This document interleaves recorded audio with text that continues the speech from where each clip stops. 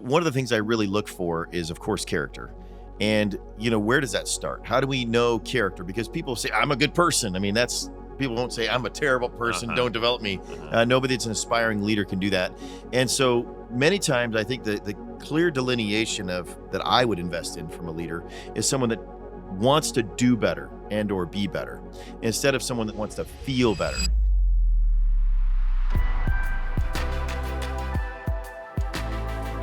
Welcome to ReedFlections, a podcast on life, leadership, and learning. I'm Art Calderon, your host, and I'm here with Reed Nyffeler. Reed is the CEO of a growing global franchising firm. He's a husband, a father, an author now, published author, pretty exciting. Season 2 is about developing authentic and intentional leaders. 1 through 4, we talked about why developing leaders. Number 1, maximizing potential. 2, creating positive experiences. 3, multiply and create exponential growth. And finally, the provisional role of leaders meeting others' needs, which is significant, versus oneself needs, right? So episodes 5 through 8, we're going to talk about who should you develop. It's a lot of work we've done just to get to this place, because you have to choose someone to do and someone to develop. And episode 5 is prioritizing character. Very good. Reed, how do you arrive at the things you focus on as you choose which people you want to develop as leaders? Well, as I've developed myself as a leader, I've recognized that the who is probably the most important part, because otherwise it's a waste of time, right? If we're investing time in developing a leader and they ultimately never apply those skills, they ultimately will be a waste of your time. And so one of the things I really look for is, of course, character. And, where does that start? How do we know character? Because people say, I'm a good person. I mean, people won't say, I'm a terrible person, don't develop me. Nobody that's an aspiring leader can do that. And so many times I think the clear delineation of someone that I would invest in from a leader is someone that wants to do better and or be better instead of someone that wants to feel better. So many people are solving a problem and they want to feel better and they don't want to be better. And so that to me is a big delineation of the character. Instead of just trying to feel better, they want to be better as leaders, because that's going to get the multiplication effect that I'm looking for as a leader. And so as I look through that, there's really 5 characteristics. And we're walking through those here for the next 5 episodes. And the first is having a strong character, because if they get elevated to a role of leadership, or even if they're a great leader, but they don't have character, that's usually what takes them down, right? If we look throughout history of all the leaders that we thought had some level of success or were building momentum, usually what stops that, I mean, it's like hitting a brick wall, is a character issue, right? Their character breaks down, and then people choose not to follow them anymore or listen to them, because either one, there's hypocrisy or something that pulls them away from the credibility they'd worked to establish. And then the second is really charisma, right? And you can have charisma, not character. And so that's why character's first, because there's a ton of people with charisma. I mean, many of the entertainers that we watch or are entertained by, they may or may not have character. I mean, you look at all these teen sensations and they have charisma, but then pretty soon over their careers, there's a character flaw that comes and percolates up, and ultimately they lose their audience, or they certainly don't have the impact they had before. So in addition to character and charisma, it's really commitment. I mean, a leadership journey takes time. You can't just start day one and step into getting results. You have to be committed to see that all the way through. And so if a leader is looking for quick success, or something that is just, going to be a little jump start or a little beginning, then that's not someone I want to invest in. I think that's one thing that's been lost in this next generation is it's a long-term commitment. It's not a 2-year, 3 or 5 year. It's a duration of decades. And so you want someone that's willing and able and has the resource to commit that. They're not just looking for a short-term win if it's somebody that I'm looking to invest in. And then the fourth one is collaborative, right? You cannot be successful without working with other leaders. You're not going to hit the scale you're looking for. And if we look over time, we can see those who are the most collaborative with other leaders are the ones that really make progress. And none of us have, a ubiquitous skill set that is going to work in any environment. And so we collaborate with leaders who have strengths in those other areas. And then finally, they got to be relational and connect.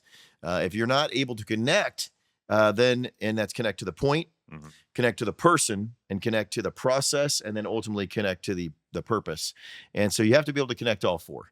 in order to be an effective leader. And so those are the areas as I'm looking at who, and we'll kind of unfold those in the next couple of podcasts here as to what we're looking for. And the first is, of course, character. All right, run through those 5 things again. Character, number 1, then what? Yep. Charisma, Charisma, commitment, commitment, collaboration, and then ultimately connection. and connection. All right.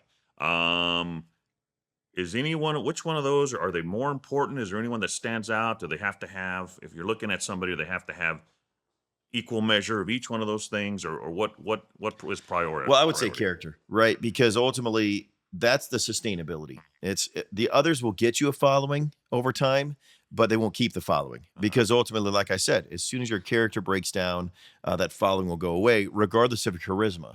And I would say character is the hardest because as you elevate as a leader, you're going to get more pressure from every direction, and that character will be under a microscope as a result. Yeah. So that's the hardest. So characters are so. All right. What does that look like? How do you determine someone? As you said, no one's going to come and say, you know what, I'm great at this, this, and this, and I have horrible character. Yeah. No one. Everybody says, yeah, I'm a good person, or I got good character. What does that actually look like from your perspective?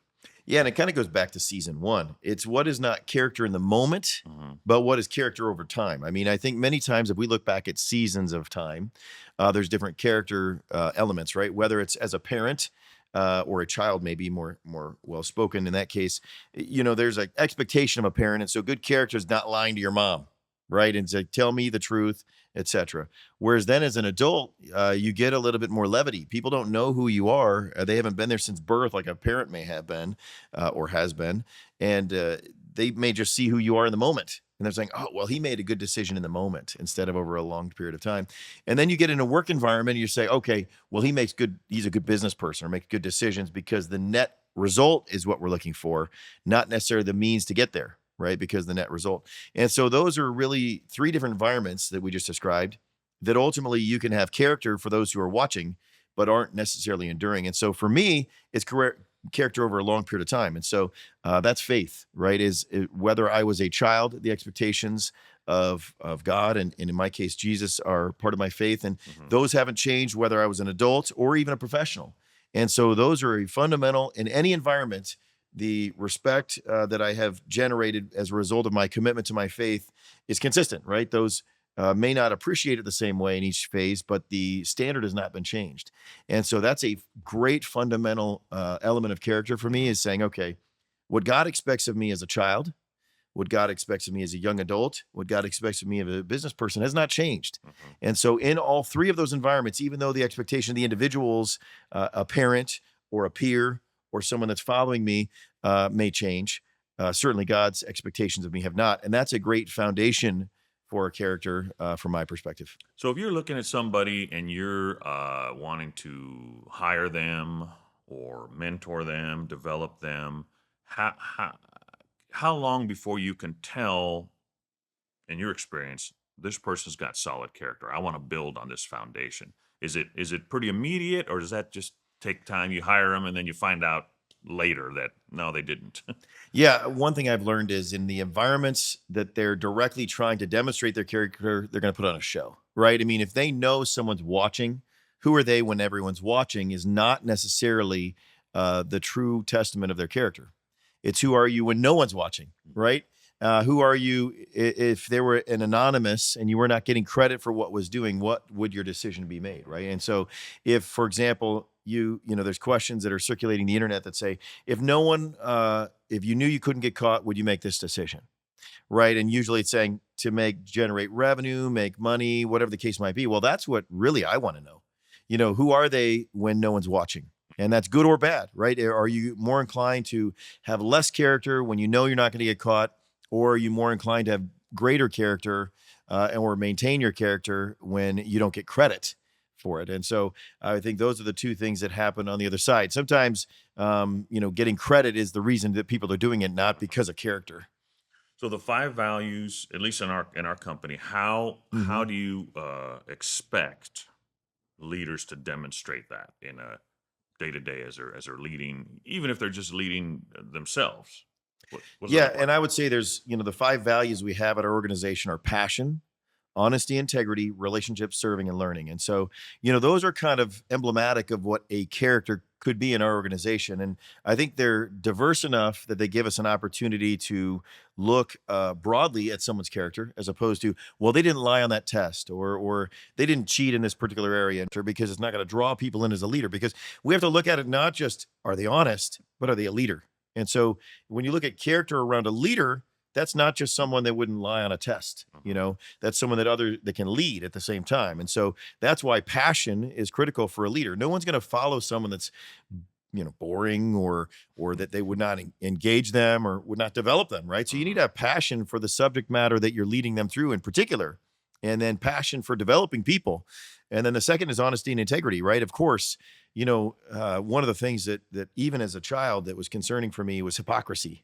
And that's saying, wait, you're saying do this, but your life is leading you down this other path. And so, that's even a struggle for me at times. And so there's topics that I won't talk about, one of which is speeding. I never really tell someone they should slow down, because that's an area that I haven't mastered yet. Or maybe I have mastered speeding, I haven't mastered slowing down, maybe depending on how you look at that. But I think it's something that I don't want to be hypocrite to say, you don't go this fast. I just say, I don't say anything. Actually, I just sit there like nod my head. And, Dana? Yeah, that's right. Yeah, take over from here. She's definitely the one that holds us more accountable on the speeding side. So hypocrisy, if you're working on a task, and of course there's times where we have to hold others accountable, but at the same time, if you're working on something, make sure that you're demonstrating that, because as they've often said, your actions are speaking so loud I can't hear your words. So if we're hypocritical and we don't do what we're asking others to do, that's going to be an underpinning of our character, to say, I ask something of you that I won't do myself. And that's part of honesty and integrity. And then ultimately, if we don't have honesty and integrity, that affects our relationships, right? There's times where I'll be with someone and I recognize, okay, they lied to them or they spoke ill of someone around them. What are they going to do when I'm not there? And so that's around a relationship. And so that's going to create a wedge in a relationship. When we see them do something around someone else, we're going to expect them to handle us the same way. And so how do they relate to people? And one of the things I've learned over time is how to deal with many different personalities, right? And as we look at the United States, or even our community that we live in, there's generally a sense of community in that area that is pretty consistent, right? I mean, we live here in the Midwest, and you can tell a Nebraskan in many ways, as they're just from the Midwest, just how they speak, or just how they view life, and ultimately in this area. Well, then you go to the 50 different states. Well, there's totally different personalities across the country. If you see people that are well-traveled or come from different areas, they have different accents, they have different ways of viewing things, they have different expectations of character, right? I mean, we're probably Nebraska nice, whereas you go to, say, the Northeast, they're not as nice, maybe. They won't let you come. They won't wave you in when you're driving on the street, and it's tough to get. You merge on in, no big deal, right? A little different approach with that, and their waves are maybe different than ours are as well. I mean, they probably use less fingers. I don't know. It just depends on the You're area. number one. You're number one. Yeah, come on in. So those are just different things that, as you look at culturally, and so how do we adjust our relationship ability to relate to them? Because they have a different, just a rearing and a different community that they're familiar with. And then ultimately it goes down to the serving. And that's a big one for me, because, when I see in America, I see a lot of self-serving, and that's really rewarded, recognized, and celebrated, quite frankly. Yet ultimately leaders will only, go as far as the people they serve. And so if you're only serving yourself, you're only leading yourself, right? And that's a huge, huge trap, because the mentality is, if you don't serve yourself, who will? Well, that's not the way the world was built. It didn't say serve yourself forever. Well, that ends with one. And so I think that's a big one. And you can see when they're not compensated to serve, meaning by financially or by pats on the back or whatever the case may be, are they servants? And that will be a time of character assessment. Are you going to serve others? Or are you going to serve yourself? And then at a time of need, are you sacrificing to serve?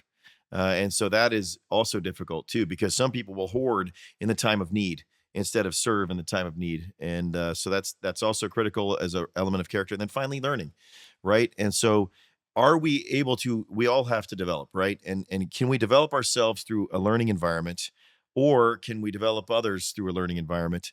And that's a sign of character, because what works today in this environment will be stagnant over time. And so for us to expand our leadership abilities are there. And so as I'm selecting who, I'm thinking of all these things, right? Because one of these five are going to hold them back at certain times. Mhm. And so it's a poor use of my time if they aren't able to develop in either of those five areas or any of those five areas. And so are they really going to get the return of my time in investing them in as a leader? Okay, recap those 5 values again. Passion, Passion, honesty, integrity, integrity. relationship, serving, and learning. Okay.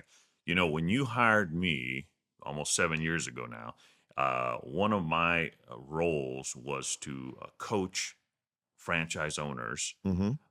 and honesty and integrity became an integral part of that. Because I think often people think honesty and integrity, well, I'm honest, I don't cheat, I don't lie, which is true. That's definitely part of it. But in the role I was in, there had to be sometimes difficult, necessary, honest communication to other people about what needed to change. And that was rough for me because I also like harmony. I like getting along with people. I enjoy talking to people, and it's much more comfortable to leave it there, even if you sacrifice honesty and integrity, you know. But I knew part of my job was I have Hmm. to be honest with this person. I'm going to have to lay it on the line. I'm going to have to say this has been done wrong. This needs to change. I had a duty not just to you, but to truth and integrity to be honest, even if no one else would have to be honest with that person. Tell us about a time when you noticed that that sort of thing demonstrated in a leader, which contributed to the organization. Well, the number one person we lie to is actually ourselves. Yes. We lie to ourselves about, on both sides. That fosters insecurity about Hmm. we're not good enough or we're Hmm. not capable enough, but also that we're better than we think we are at the same time. And so we're constantly lying to ourselves. And so many times, in order for that to be illuminated, we need to have someone from the outside to say, wait a minute, you are not representing truth. You're not being honest with yourself Uh-huh. about the demonstrated skills you're showing or the way you're seeing things through. And so that requires just a form of confrontation. And I think, one of the things I've learned over time is how to communicate that, because it's not just telling them the truth. It's how do we do it in a way they'll respond to the truth. And that's a challenge, right? Mm-hmm. Because if they hear the truth and they become defensive, is that really accomplishing our goal? And if we want them to feel better, well, they're going to be defensive and not feel better. But if Hmm. we really want them to be better, that's really how we communicate in an honesty and integrity. And that's why the other four tools there are important. Because if we don't have a relationship with them, yet we tell them, it's going to be considered condemning, right? If we don't say, hey, I'm here for the long term, and these are the things I've noticed. And if they don't see that we're trying to serve them by communicating this in their lives, then they're going to say, I'm just here to comply for a period of time. And so, those are the things that are there. So I'll give an example of a place where it's only honesty and integrity at play and none of the other four values. And that's as you're going through the TSA. And you can ask, do you have any sharp objects in there? Well, they're only going to hold you accountable. They don't have a relationship with you, right? They're passionate about their job. We'll give them a little credit, but they're not passionate about you. They're not here to serve you, and ultimately they're going to learn what's in your bag. You know what I mean? So ultimately, when you have that chance, if you lie to them, that's the only thing that matters to them, right? Do you have anything sharp in your bag, or do you have any, things? They're going to run it through a scanner and figure it out real quick. So that's a time where all you have is honesty, integrity. Whereas if we look into a work relationship, like, okay, I'm going to have a relationship with this person tomorrow. I need to make sure that we can be harmonious in the way we deliver this Hmm. item. They're going to see whether I do or do not serve them, or they can see value from that. They're going to see if I have learned over time, et cetera. And so that's where the honesty, if they're lying to themselves or to you, that'll come back in a more expanded way. And so they need to be honest in that case. And so I look at them and say, okay, in this environment, why are they telling them the truth or not the truth? Using honesty, integrity is an indicator of character. And I'm seeing that, okay, they really, if they're lying to this person, saying, no, no, you're okay, you're doing good, no big deal, because they want them to feel better, Hmm. right? They don't want them to be better. And so if I'm looking for leaders, I truly know the best leaders make people be better, not make them feel better. And yet people want to feel better. They don't want to be better. That's a lot of work. Feel better, I can do that in a couple of minutes, right? Something makes me feel better. Uh-huh. But being better, oh man, I'm going to be stuck with this for years and years and years on top of that. And so what I'm watching is, are they saying things that make them feel better? If I'm watching that as a leader and I'm saying that they're making them feel better, they're not being honest with them, or maybe they're not communicating things they see to make them feel better, or do they really confront them and say, hey, this is an area you could be better? And so that's the things I'm watching for young leaders, is those types of things. Now, you mentioned feelings and how important it is, and how people sometimes just chase after the Yeah. good feelings. We're not saying feelings don't matter at all, right? Feelings do matter, but you're saying for what, long term feeling, the feelings are better. How does that work? Well, I'm saying your feelings don't matter to me. No, I think ultimately what we don't want to do is address symptomatic feelings, right? Is ultimately it's just like anything. If you have a broken arm and you feel better about it, but you didn't solve your broken arm, I mean, that's temporal.